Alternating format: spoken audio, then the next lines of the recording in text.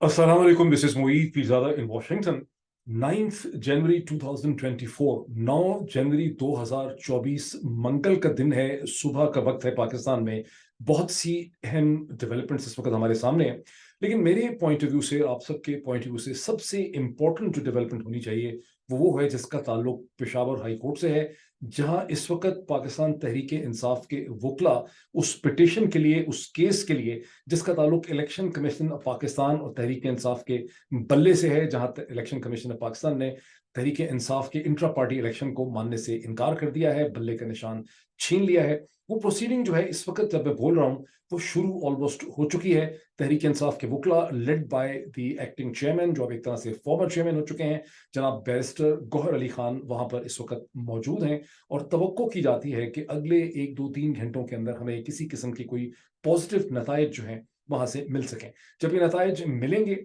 तो मैं कोशिश करूंगा कि अगर मिल जाए जल्दी तो मैं उसके हवाले से एक और वीलॉग करूं, उसकी तफसीलात आपके पास लेके आऊं और इस वीलॉग में भी इसकी अहमियत के ऊपर मैं थोड़ी सी रोशनी डालने की कोशिश करूंगा। लेकिन 1 2 3 डेवलपमेंट्स और भी हैं जिनका मैं जिक्र कर दूं। मेरी एक बड़ी इंटरेस्टिंग मुलाकात भी हुई अमेरिका के अंदर, वाशिंगटन में, एक पाकिस्तान इंसाइडर के साथ, जो एक ऐसी टीम का मेंबर है जो पाकिस्तान को डेली बेसिस पे फॉलो करती है ये टीम, और ये अमेरिकन हुकूमत को ये टीम एडवाइस करती है कि पाकिस्तान के अंदर क्या हो रहा है। उन्होंने मुझे क्या बताया, इलेक्शन के हवाले से क्या खदशात हैं, वो भी मैं आपके साथ शेयर करता हूँ। लेकिन सबसे पहले चंद अल्फाज उस इम्पोर्टेंट अहम एक्सपेक्टेड डेवलपमेंट के हवाले से, जहां अब से कोई 14 15 घंटे पहले पाकिस्तान की सुप्रीम कोर्ट ने जनाब मोहतरम नवाज शरीफ साहब और जहांगीर खान तरीन साहब की जो लाइफ डिस्क्वालिफिकेशन थी, जो समीउल्लाह बलोच केस में 2018 में सुप्रीम कोर्ट के 5 मेंबर बेंच ने डिटर्मिन की थी, उसका फैसला कर दिया 6/1, 6 बटा यानी 6 जज साहिबान जो है उन्होंने उस डिस्क्वालिफिकेशन को खत्म कर दिया, लाइफ डिस्क्वालिफिकेशन को।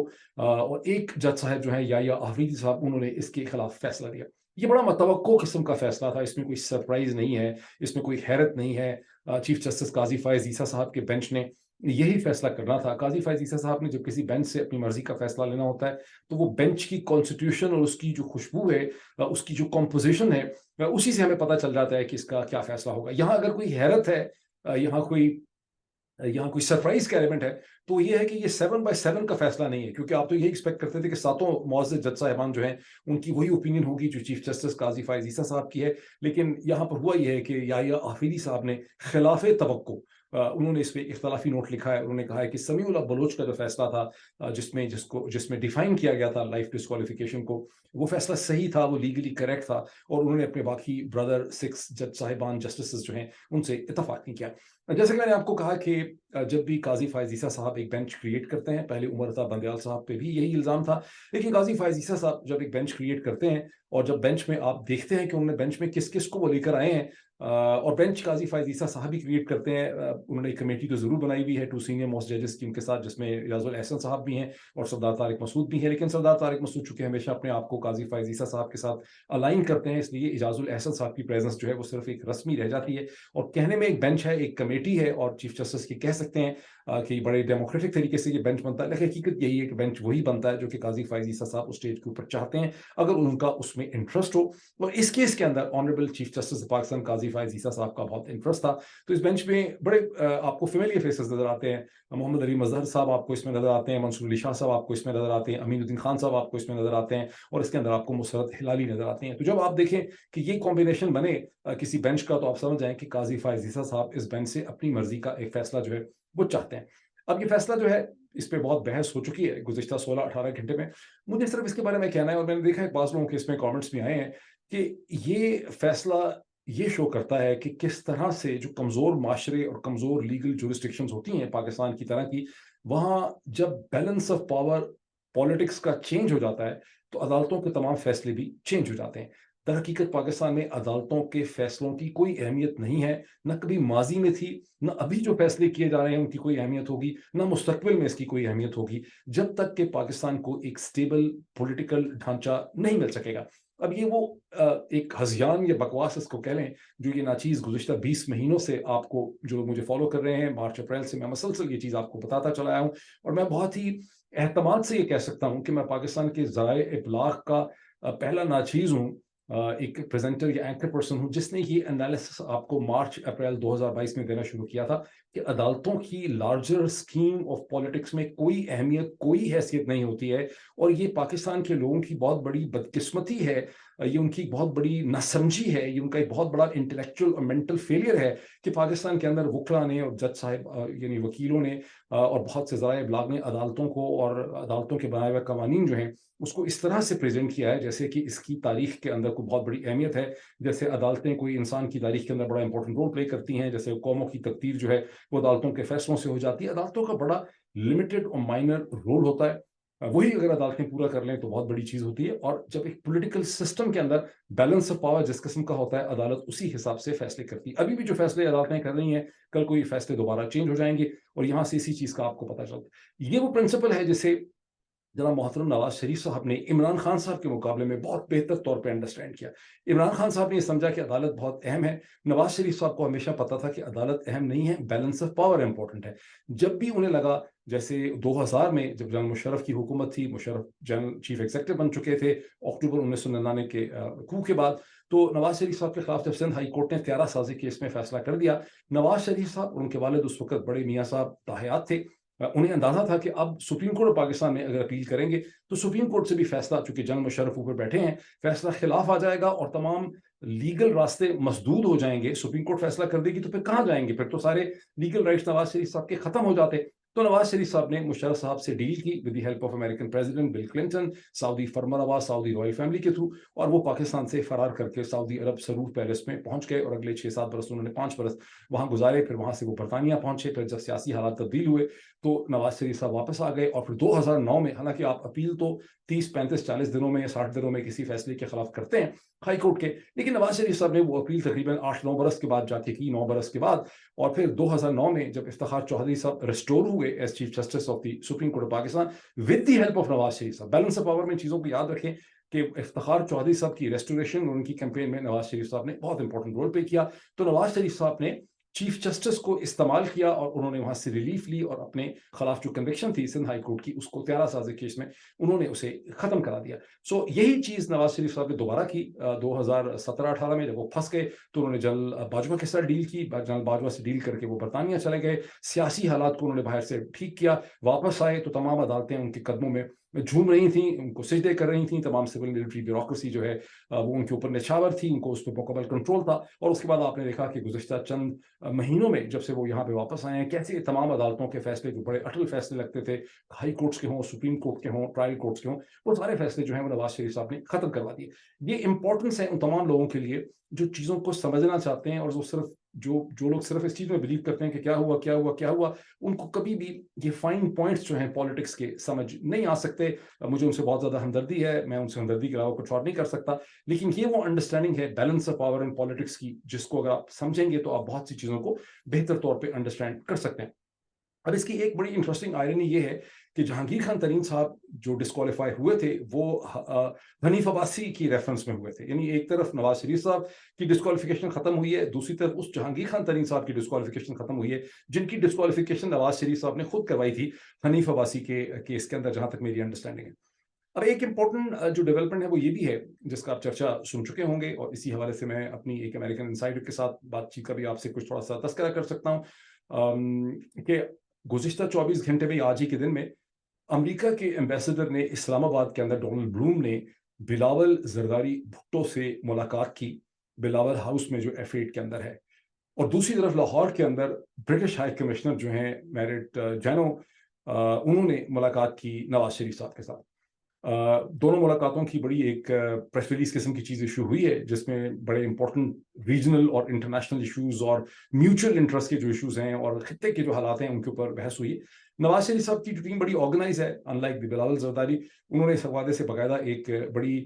آرگنائز قسم کی پریس ریلیز جو ہے وہ ایشو کی ہے، اور وہ پریس ریلیز یہ کہتی ہے کہ دونوں اہم لیڈروں کے درمیان، یعنی برطانوی ہائی کمشنر اور نواز شریف صاحب کے درمیان، خطے کے حالات میں، دنیا کے حالات میں، پاکستانی برطانوی ڈائسپورا کے حوالے سے، انویسٹمنٹ کے حوالے سے، ٹریڈ کے حوالے سے، اور دیگر بڑے امپورٹنٹ قسم کے ایشوز جو ہیں اس میں بات ہوئی۔ ان دونوں ملاقاتوں کی کیا اہمیت ہے؟ آف کورس اس کی ایک اہمیت تو یہ ہے کہ ان دونوں ممالک کی طرف سے، جس میں ایک امریکہ اور دوسرا برطانیہ ہے، دونوں ہی لیڈروں کو، ایک طرف نواز شریف صاحب کو اور دوسری طرف بلاول زرداری کو، یہ افرم کیا گیا ہے کہ ہم آپ کو الیکشن کے بعد پاکستان کے مستقبل کے لیڈروں کی حیثیت سے دیکھتے ہیں؟ ایک تو یہ اس کی امپورٹنٹ چیز ہے. دوسرا پوائنٹ ذہن میں رکھیے کہ برطانیہ کی انٹرنیشنل پاور پالیٹکس میں اتنی ہی اہمیت ہے جتنی کی روشنی چاند کے پاس ہے, سورج کی وجہ سے وہ ریفلیکٹ کرتا ہے. ساری کی ساری پاور جو ہے وہ انٹرنیشنل گلوبل سسٹم کے اندر امریکہ کے پاس ہے, برطانیہ کے پاس پاور نہیں ہے. برطانیہ, جیسے کہ میں نے کہا کہ چاند کے پاس اپنی کوئی روشنی نہیں ہے, تو چاند سورج کی روشنی کو ریفلیکٹ کرتا ہے, اور جو خوبصورت سا ہمیں 14ویں کا چاند نظر آتا ہے اس کے پاس اپنی کوئی لائٹ صرف شاعروں کی حد تک ہے,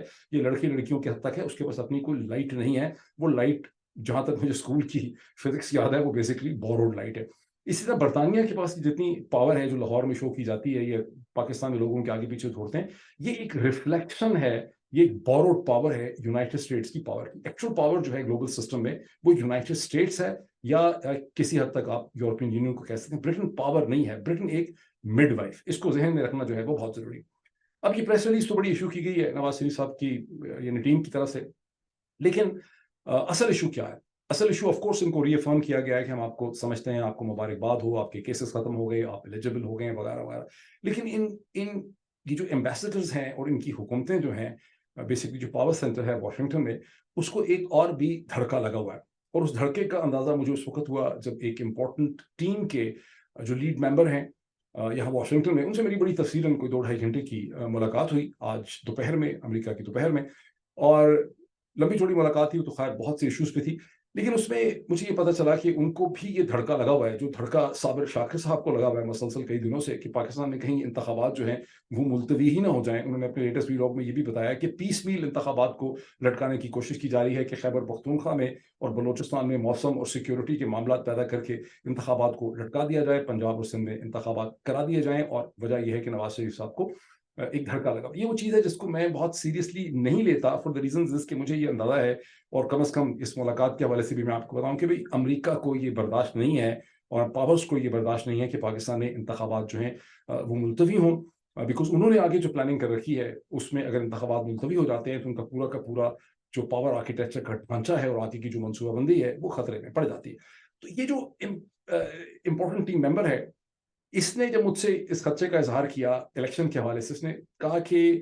الیکشن ہو جانے چاہیے, لیکن پاکستان میں کچھ بھی کسی وقت ہو سکتا ہے, اور اگر الیکشن ڈیلے ہو گئے, 8 فروری 2024 کو الیکشن نہ ہوئے تو بہت دیر تک ڈیلے نہیں ہو سکیں گے, بیکاز ہماری اسیسمنٹ پہلی تو یہ ہے کہ اللہ, وہ ان کا بھی کہنا یہ ہے کہ ہماری پوری کوشش ہے کہ الیکشن ڈیلے نہ ہوں,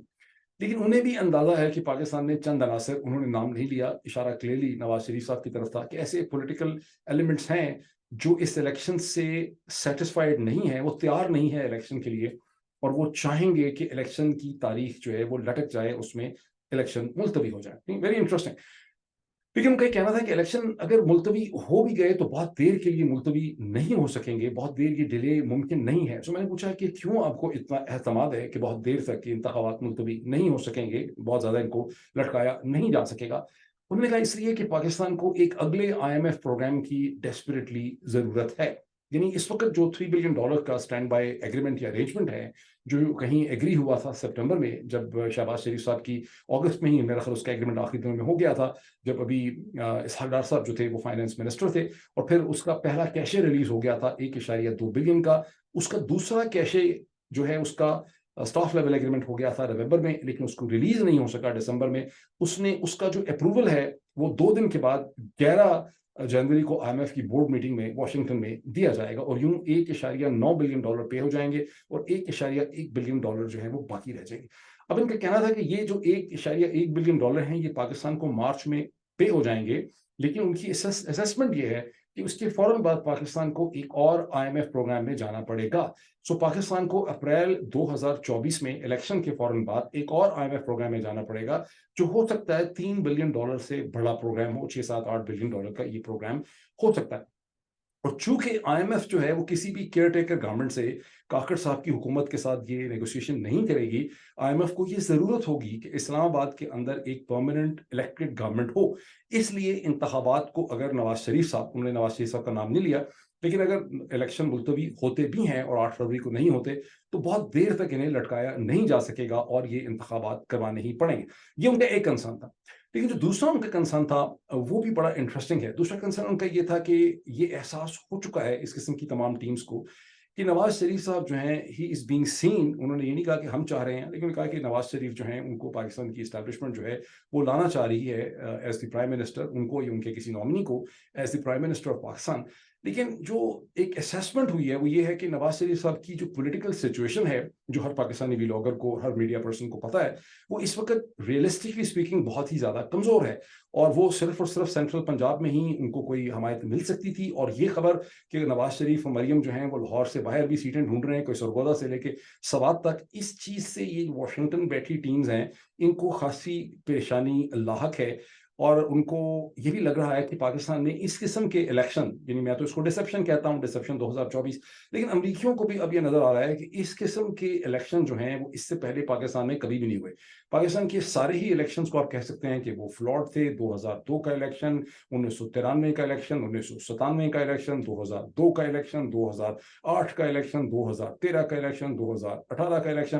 آپ سارے ہی الیکشن کے بارے میں کہہ سکتے ہیں کہ وہ اچھے الیکشن نہیں تھے، وہ فلاڈ الیکشن تھے. لیکن اس قسم کا الیکشن جیسا کہ اب پاکستان میں ہو رہا ہے، یہ کبھی پہلے پاکستان میں نہیں ہوا. اس کا ایک احساس واشنگٹن کے اندر بھی پایا جاتا ہے. یہ پہلی دفعہ ہے یعنی کہ پاکستان کے اس انتخاب کو بنگلہ دیش کے انتخابات کے ساتھ کمپیئر کیا جا رہا ہے. یہ احساس ہے کہ بنگلہ دیش میں بھی 2008 کے بعد 9 کے بعد کوئی الیکشن ہوئی ہی نہیں. 2014 2018 ایک ڈرامہ تھا، 2024 میں بھی وہی ڈرامہ کھیلا گیا ہے، اور بنگلہ دیش ایک ون پارٹی اسٹیٹ بن گیا ہے. یہ اور بات ہے کہ بنگلہ دیش میں جو سینٹر آف گریوٹی ہے وہ عوامی لیگ اور ہندوستان کے پاس ہے. پاکستان میں سینٹر آف گریوٹی پاکستان کی اسٹیبلشمنٹ کے پاس ہے. لیکن ایسے انتخابات جیسے ابھی بنگلہ دیش میں ہوئے ہیں 2024 کے ابھی 2-3 دن پہلے، ایسے انتخابات کبھی پاکستان میں نہیں ہوئے. یہ پہلی دفعہ ہے کہ اس قسم کا جھرنو جو ہے عصر حاضر میں پاکستان میں کھیلا جا رہا ہے. اور اس کی خاصی پریشانی ہے ان ڈپلومیٹس کو اور ان تمام ٹیمز کو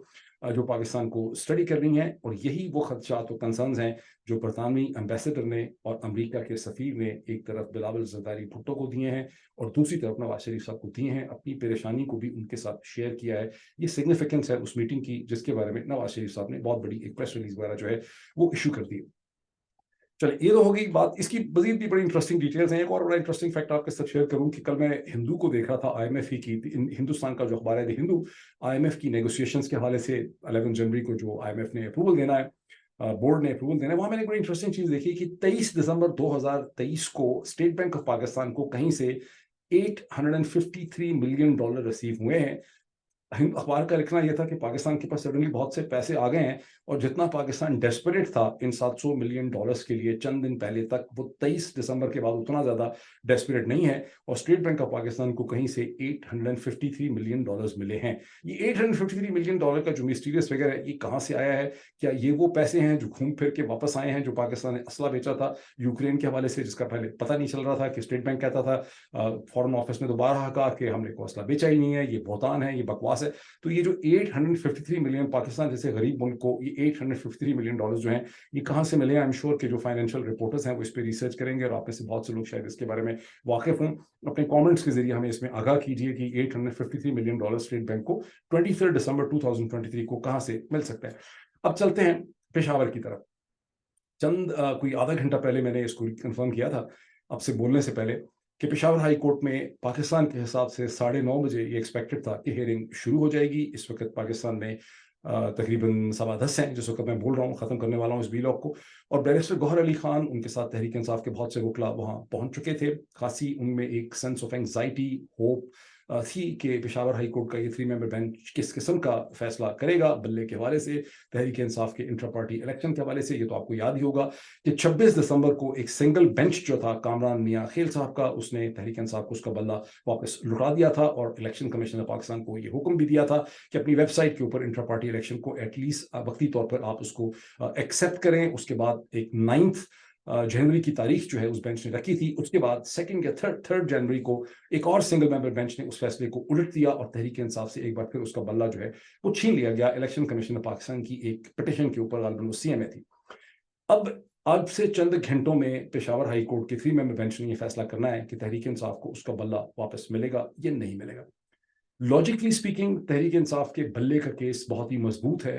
اور ہر صورت پشاور ہائی کورٹ کا اگر بینچ کوئی لاجیکل منصفانہ فیصلہ کر سکے گا تو اسے تحریک انصاف کو اس کا بلہ لوٹانا پڑے گا اور وقتی طور پہ اس کو الیکشن میں حصہ دینے کا رائٹ پشاور ہائی کورٹ دے گی ایک ڈویژنل بینچ سے. میں سمجھتا ہوں کہ پشاور ہائی کورٹ کے چیف جسٹس نے یہ ڈویژنل بینچ بنایا بھی بہت ہی محنت کر کے 3 ممبر اسی لیے بنایا ہے تاکہ ایک اچھا فیصلہ یہاں پہ ہو سکے, بحث ہو سکے, ڈیبیٹ ہو سکے. تاہم تحریک انصاف کی جن لوگوں سے میری بات ہوئی ہے اور کچھ آپ بھی دیکھ رہے ہیں ان کی مختلف جو ان کے پوسچرز ہیں, ان کے جو فیس ایکسپریشنز ہیں یا ان کی جو اسٹیٹمنٹس ہیں, اس سے ان کو لگتا یہی ہے کہ تحریک انصاف کو, گوہر علی خان جو ہے ان کی ٹیم کو بہت ایک دھڑکا لگا ہوا ہے کہ شاید پشاور ہائی کورٹ انہیں بلہ واپس نہ کر سکے. اور اس کی وجہ بڑی کلیئر ہے کہ ان کو یہ نہیں ہے کہ پشاور ہائی کورٹ کی بدنیتی ہوگی, ان کو لگتا ہے کہ پشاور ہائی کورٹ کے اوپر بے انتہا دباؤ ہوگا راولپنڈی سے کہ بلہ واپس نہیں کرنا. اس کی وجہ یہ ہے کہ بلہ جو ہے وہ میجک بلہ ہے. یہ بلہ ایک ایسا میجیکل کنیکٹ ہے کہ اگر تحریک انصاف کے ہاتھ میں عمران خان کا یہ بلہ ہوگا تو تحریک انصاف جو ہے وہ کلیئرلی یہ الیکشن جیت جائے گی. اگر اس کا بلہ نہیں ہوگا تو ڈس اپوائنٹمنٹ ہوگی, کنفیوژن ہوگی, کیوس ہوگا. پریکٹیکلی تحریک انصاف اس الیکشن کے اندر نہیں ہوگی اور یہی ساری گیم ہے. چونکہ بلے کی اتنی زیادہ میجیکل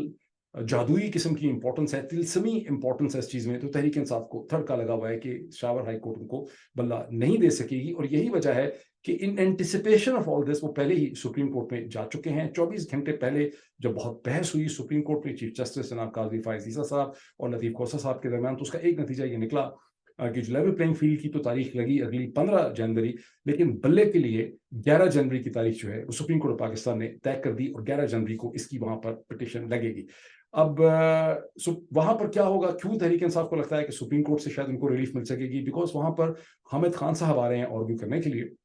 اور جو میں نے چند لیگل ایکسپرٹ سے بات کی ہے ان کا یہ خیال ہے کہ چونکہ حامد خان صاحب کی ایک تو ریسپیکٹ بڑی ہے, ان کے بڑے وہ دلائل ہیں, ان کی خاص پریسٹیج ہے, اور پھر یہ کہ حامد خان صاحب اس گروپ کو بھی ریپرزینٹ کرتے ہیں جس نے قاضی فائز عیسیٰ صاحب کے لیے ایک بڑی مؤثر کیمپین چلائی تھی 2019-20 میں, جب جون 2020 میں قاضی فائز عیسیٰ صاحب کے خلاف پریزیڈنٹ ڈاکٹر عارف الوی کا جو ریفرنس جس کی مخالفت کی جناب بیرسٹر حامد خان صاحب نے, وہ ناکام ہوا 10 ممبر بینچ نے. تو اس میں ایک بڑا کلیدی رول جو ہے وہ حامد خان گروپ کا تھا, پروفیشنل گروپ کا, اس میں ایک بہت امپورٹنٹ رول تھا.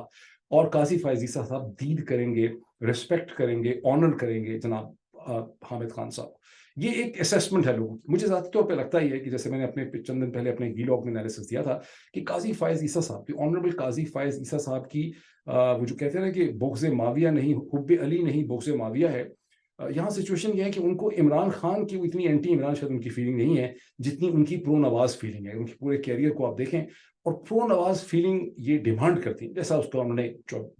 20 گھنٹے پہلے مظاہرہ کیا جب نواز شریف صاحب کے کیس کو انہوں نے بڑے تابڑ توڑ طریقے سے خود ہی ڈیفینڈ کیا. ایسا لگتا تھا کہ جو ڈسکوالیفیکیشن کا کیس ہے اس میں قاضی فائز عیسیٰ صاحب ذاتی طور پہ نواز شریف صاحب کے وکیل کے طور پہ ایکٹ کرتے نظر آ رہے تھے. تو نواز شریف صاحب کے ساتھ قاضی فائز عیسیٰ صاحب کی ایک لوئلٹی ہے, وابستگی ہے. نواز شریف صاحب کا بڑا اثر و رسوخ ہے ان کے اوپر, اور نواز شریف صاحب برداشت نہیں کر سکتے کہ تحریک انصاف کو اس کا بلہ ملے, بیکاز تحریک انصاف کے ہاتھ میں عمران خان کے بلے کا مطلب نواز شریف صاحب کی سیاسی موت ہے. سو مجھے کوئی بہت زیادہ یہاں یعنی اس کی بہت زیادہ مجھے کوئی امید نہیں ہے اس پوری صورتحال کی, لیکن دیکھیں کیا ہوتا ہے. یو نیور نو کہ معجزے ہو جائیں. ایک میں چیز آپ سب کے ذہن نشین کروانا چاہتا ہوں, 8 فروری 2024 کو اس بیٹل کا یا جنگ کا اختتام نہ سمجھیے, یہ اس جنگ کے اندر ایک امپورٹنٹ بیٹل گراؤنڈ ہے. ابھی سے ذہنی طور پہ اپنے آپ کو پریپیئر کر لیں کہ 8 فروری 2024 ایک بڑا امپورٹنٹ مارکا ہوگا, لیکن یہ آخری مارکا نہیں ہوگا. یہ ایک جنگ ہے, یہ طویل مدت پہ چلنے والی ایک جنگ ہے. پاکستان کے عوام کی, ریاست کی, لوگوں کی حقیقی آزادی کی ایک جنگ ہے جس میں 8 فروری 2024 از این امپورٹنٹ بیٹل. لیکن ایک جو جنگ ہوتی ہے, جو وار ہوتی ہے, اس میں dozens and hundreds of Beatles ہوتی ہیں. سو 8 فروری کے بعد بھی یہ جنگ جو ہے یہ جاری رہے گی. یہ میں ساری دنیا کے حالات دیکھ کے کہہ رہا ہوں, بنگلہ دیش کے انتخابات کو غور سے دیکھیے. تو ابھی اتنا ہی, اور اس کے بعد میرے سامنے رزلٹ آتے ہیں پشاور ہائی کورٹ کے, تو I will come and share with you. Thank you.